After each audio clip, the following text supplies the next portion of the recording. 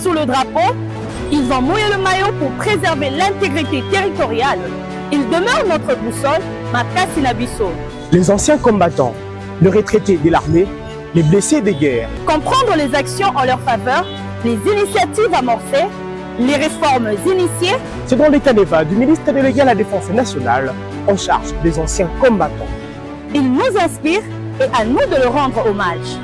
Parlons d'eux, de leur héritage légué.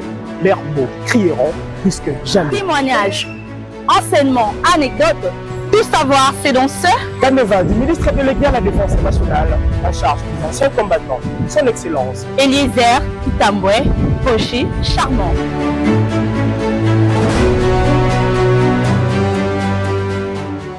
Encore un immense honneur de vous revoir pour ce deuxième numéro du Caneva du ministre délégué à la Défense nationale en charge des anciens combattants et les Itambwe Pochi.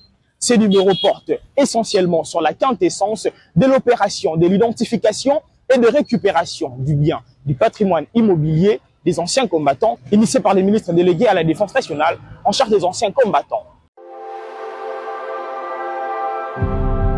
Pourquoi cette opération? Ponani Nika Kanangonga Oyo, gouvernement et le Bénini. Bien avant d'aller dans le fond, sachez que cette opération a été soumise lors de la 61e réunion du Conseil de ministres Tolanda. Dossier relevant du secteur des anciens combattants. Les ministres délégués près le ministre de la Défense nationale en charge des anciens combattants a soumis au Conseil le dossier lié à l'identification, la récupération, la valorisation et la sécurisation juridique du patrimoine des anciens combattants. L'état des lieux récemment dressé renseigne que certains biens immobiliers sont délaissés et insuffisamment valorisés depuis plusieurs décennies. D'autres biens se trouvent dans un état de délabrement avancé et totalement abandonnés. L'absence de titres sécurisés et des mécanismes de gestion modernes a accentué l'insécurité et la fragilité de ces patrimoines, favorisant des occupations illégales et des spoliations au détriment des bénéficiaires légitimes. Les ministres délégués près le ministre de la Défense nationale en charge des anciens combattants, a sollicité la mise sur pied d'une commission spéciale multisectorielle sous son autorité. Cette dernière aura pour mission d'identifier et de récupérer les patrimoines immobiliers des anciens combattants sur toute l'étendue du territoire national. Il a souligné que son ministère se chargera de prendre des initiatives tendant à mettre en valeur les biens immobiliers récupérés, mais aussi procédera à l'obtention des titres immobiliers irrelatifs dans les cas des efforts de restauration de la dignité des anciens combattants prônés par le commandant suprême de forces armées de la République démocratique du Congo et de la police nationale congolaise. Après débat et délibération, cet autre dossier a été adopté. Wana bauti kolanda position très favorable du gouvernement congolais. Nini esengeli kosimba pona opération oyo. Et kosala maboni pe malamu na yango ezali nini. Nicolas Wemankoy, avocat, député provincial, répond brièvement à ces questions. Merci beaucoup pour la question. Comme vous le savez, il a pris au chef de l'État, commandant suprême des FARDC, de nommer M. Tambempoche Charmant Eliezer comme ministre délégué près le ministre de la Défense nationale en charge des anciens combattants pour pouvoir s'occuper du social des anciens combattants. C'est comme ça que, après l'état des lieux, il a été constaté que la plupart des biens immobiliers des anciens combattants sont à délabrement avancé, les autres sont déjà spoliés et que certains sont déjà abandonnés. C'est comme ça que les ministres délégués, après les ministres de la Défense nationale et en charge des anciens combattants, a réfléchi sur la mise en place d'une politique nationale d'identification, récupération, valorisation et sécurisation juridique des biens immobiliers des anciens combattants. Maintenant, quant à la procédure, il a fallu qu'il compose un dossier pour que la première ministre inscrive les dossiers au niveau de la commission interministérielle, laquelle commission avait adopté les dossiers. Après l'adoption, la première ministre va encore réinscrire les dossiers en conseil des ministres. C'est après débat et délibération au niveau du conseil des ministres que le conseil des ministres a adopté, n'est-ce pas, les 10 dossiers pour donner au ministre les quitus de circuler sur l'étendue du territoire national pour identifier, récupérer, valoriser et sécuriser juridiquement les biens immobiliers appartenant aux anciens combattants. Les biens fondés de cette opération est que, comme vous le savez, ne peuvent bénéficier des biens des anciens combattants que d'abord les anciens combattants. Et pour les faire bénéficier, il va falloir récupérer tous les biens qui ont été spoliés par les délinquants immobiliers, identifier les biens qui ont déjà disparu, valoriser les biens qui sont abandonnés et sécuriser les biens qui se trouvent déjà presque délaissés pour ne pas permettre, on sait que les spoliateurs ne reviennent prendre de ce qui reste. Il veut commencer par là parce que, vous savez, lui estime que il y a des opérations principales qu'il doit mener. D'une part, identifier les biens immobiliers appartenant aux anciens combattants parce que ce patrimoine constitue une ressource importante qui peut permettre, on sait, que les anciens combattants puissent mieux vivre.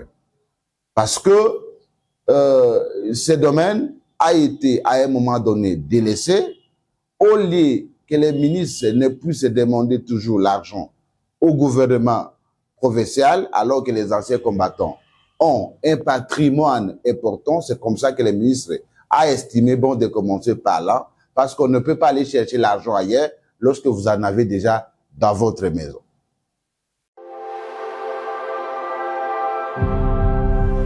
Puisqu'il en est ainsi, les malentendus sont dissipés. L'adhésion est totale. Est-ce le ministre délégué à la Défense nationale en charge des anciens combattants a-t-il approché ma collègue Naé Moussoussou pour l'effectivité de la démarche Oyo? Affirmative. Il a d'abord rencontré le ministre d'État en charge de la justice et garde-sceaux Guillaume Ngefa. Ensuite, il a aussi rencontré la ministre des Affaires foncières Onej Sele.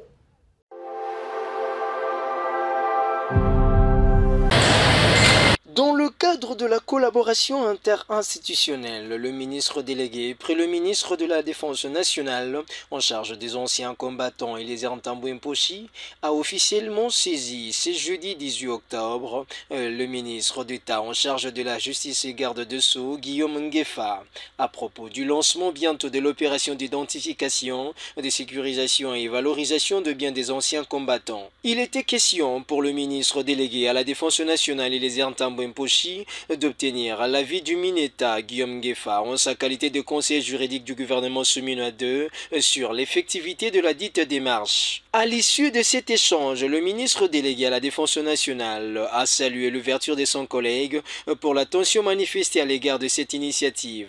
Bon, ce que vous pouvez retenir, nous sommes une équipe, le gouvernement c'est une équipe. Il y a certaines questions qu'il fallait qu'on en fasse dans le cadre de la collaboration interministérielle. Nous, notre ministère tient à lancer une opération d'identification, de récupération, de sécurisation et de valorisation des biens des anciens combattants. Mais on ne peut pas le faire sans les soutiens pour les conseils juridiques de notre conseiller juridique qui est le ministère de la Justice et de la Garde. Voilà pourquoi nous avons estimé nécessaire de venir aujourd'hui rencontrer le Mineta pour essayer de demander son avis et discuter avec lui afin de finir.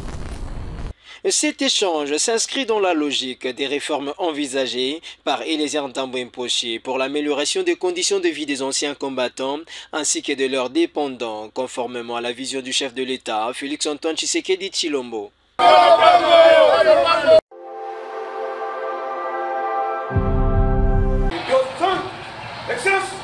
Ce lundi 22 septembre, à l'immeuble du gouvernement, le ministre délégué à la Défense nationale en charge des anciens combattants et les armes Tambwe Mposhi s'est entretenu avec la ministre des Affaires foncières, Oné Jeune-Sélé, en marge du lancement de l'opération d'identification et de sécurisation de biens des anciens combattants. Pendant plus d'une heure des échanges, les deux personnalités ont passé en revue toutes les questions nécessaires en lien avec cette initiative bénéfique pour les anciens combattants. Au sortir de leurs échanges fructueux, les ministres délégués à la Défense nationale et les Tambwe, visiblement ragaillardis, a loué la disponibilité de la patronne des affaires foncières. Bon, vous savez que le gouvernement, c'est une équipe. Quand on parle d'équipe, chaque joueur a besoin d'un autre joueur pour marquer les buts. Nous, en tant que ministre délégué près le ministre de la Défense nationale, chargé des anciens combattants, nous avons également mission d'encadrer, de s'occuper de cette catégorie de personnes dont la charge nous incombe. Nous venons ici parce que bientôt là, nous allons lancer l'opération d'identification, de récupération, de sécurisation et valorisation de biens des anciens combattants. On ne peut pas le faire sans le ministère des Affaires foncières, parce que c'est le ministère des Affaires foncières qui est censé connaître à qui appartient quoi. Voilà pourquoi nous sommes venus aujourd'hui et demander l'appui et l'accompagnement dans le cadre de la collaboration interministérielle pour que cette procédure puisse aller jusqu'au bout. Nous sommes une équipe, quand nous nous rencontrons, c'est juste une question de complémentarité.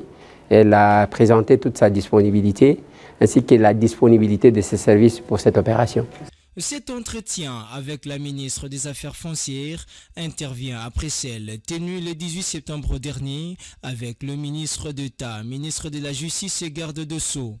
Kinshasa, capitale de la République démocratique du Congo, est donc la première étape ciblée pour cette opération, puis s'en suivra le Congo central. C'est ce qu'a expliqué le ministre délégué à la Défense nationale et les armes Tambwe Mposhi.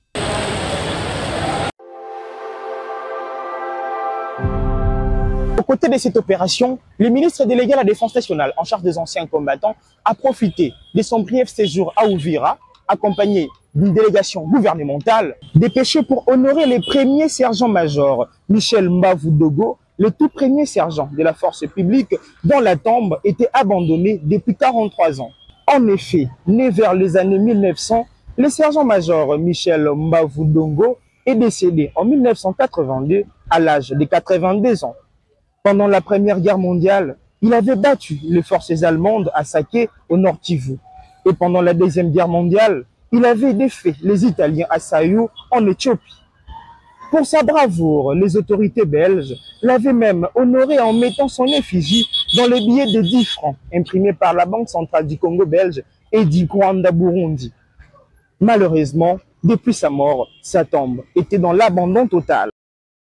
Il y a 43 ans, cette tombe était méconnaissable. 3 jours ont suffi pour la rendre visible et digne de quelqu'un.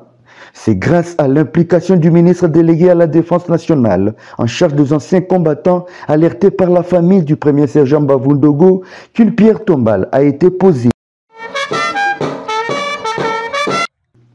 Une brève cérémonie mais significative.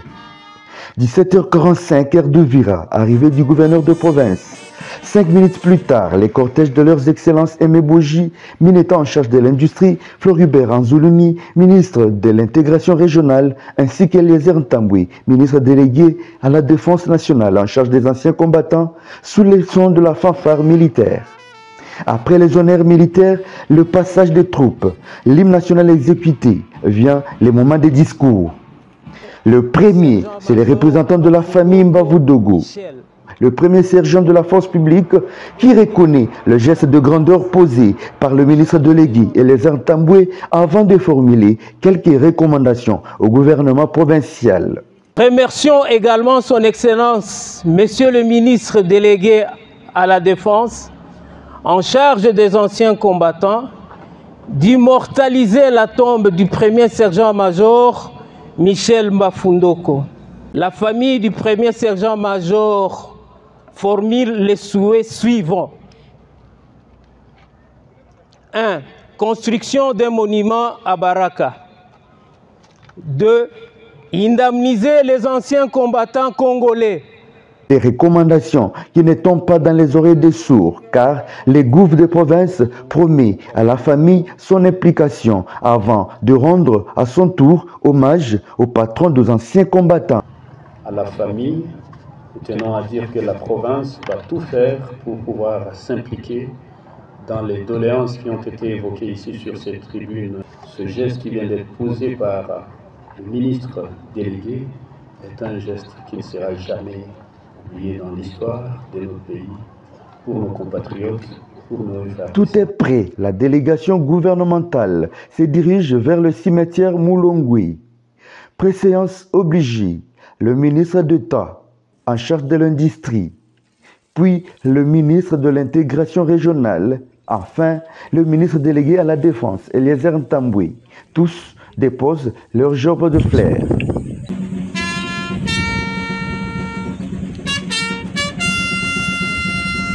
La meilleure façon de motiver ceux qui s'engagent pour la défense de la patrie, c'est d'honorer ceux qui sont passés, ceux qui ont vécu. Voilà pourquoi Uvira étant la ville de la résistance, il fallait honorer ces vaillants dignes fils du pays, du nom de Michel Mbavu-Dogo, Mbavu-Moya comme on l'appelait. C'est digne fils de Fizi qui s'est battu et qui a montré de quoi les Congolais sont capables. Aujourd'hui, on peut croire que l'armée congolaise est faible, c'est par manque de connaître l'histoire. Grâce à l'armée congolaise, le Rwanda existe, l'Ouganda existe, la Tanzanie existe, et l'Éthiopie existe.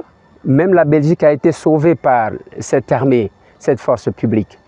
Le mal est que nous enseignons peu l'histoire du pays. Un membre de sa famille ne retient pas son émotion. Eliezer Ntambwe est un envoyé de Dieu. Tangia baba alikufaka atuonake ase mtu wa kutuliza hivi na hivi, meme pansio yake atupatake make tu tuko tu sijue niseme namna gani. Aki leo mimi naona kama ni vitu moja ya miujiza.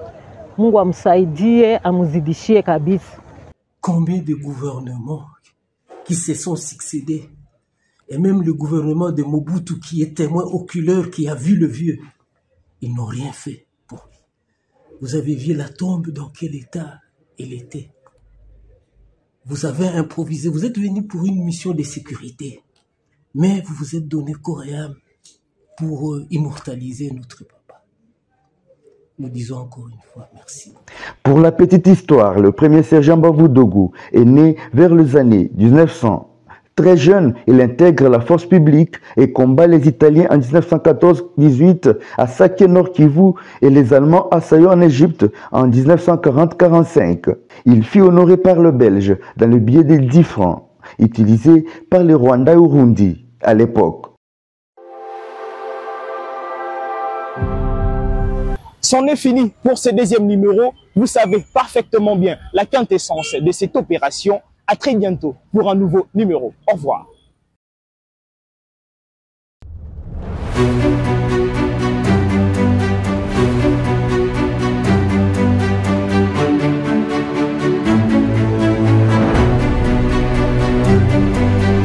Ils ont servi sous le drapeau, ils ont mouillé le maillot pour préserver l'intégrité territoriale.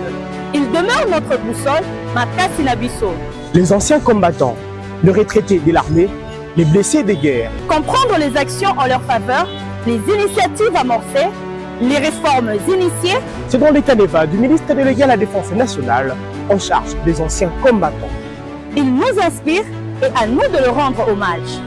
Parlons d'eux, de leur héritage légué, leurs mots crieront plus que jamais. Témoignages, enseignements, anecdotes, tout savoir, c'est donc ça. Caneva du ministre délégué à la Défense nationale en charge des anciens combattants, son excellence Eliezer Ntambwe Poshi Charmant.